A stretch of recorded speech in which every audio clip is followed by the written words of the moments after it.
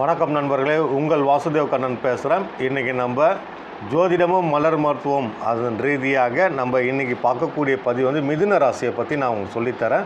மிதுனம் ராசி என்பது புதனுடைய சொந்த வீடாகும். ஒரு ஜாதகம் கட்ட நீங்கள் எடுத்துக்கிட்டிங்கன்னா இந்த லாஸ்ட்டில் பார்த்தீங்கன்னா மீனம் போட்டிருப்பாங்க, மேஷம், ரிஷிபம், அதுக்கப்புறம் வந்து மிதுனம் போட்டிருப்பாங்க. மிதுனத்துக்கு கீழே கடைசி பார்த்தீங்கன்னா கன்னி ராசி.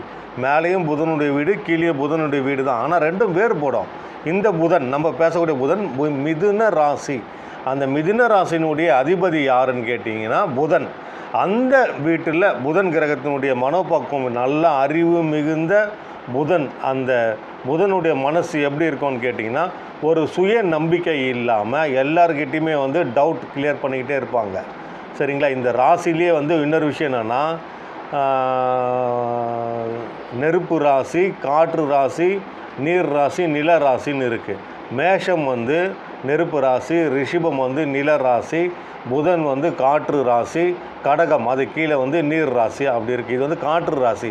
காற்று எப்படி ஆடுமோ அதுபோல் மனம் சஞ்சலம் பச்சு கொண்டே இருந்து இவங்க எந்த ஒரு முடிவு எடுத்தாலும் அது தீர்மானமாக எடுக்காமல் எல்லார்கிட்டேயும் டவுட்டை வந்து கேட்டுகிட்டே இருப்பாங்க. அதனால் மிதுன ராசியினுடைய புதன் ஆதிக்கத்தில் இருக்கிறதுனால அந்த புதனுக்கு ஏற்ற மலர் தீர்வுகள் வந்து செராட்டோ கொடுக்கப்படுகிறது.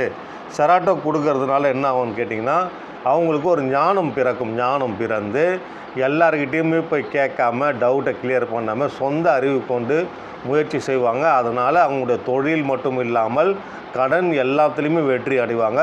குடும்ப வாழ்க்கை நல்லபடியாக அமைய இவர்கள் தொடர்ந்து செராட்டோ என்னும் மலர் தீர்வுகள் எடுத்துக்கொள்ளலாம். மீண்டும் ஒரு நல்ல பதிவில் நான் உங்களை சந்திக்கின்றேன். உங்கள் வாசுதேவ கண்ணன்.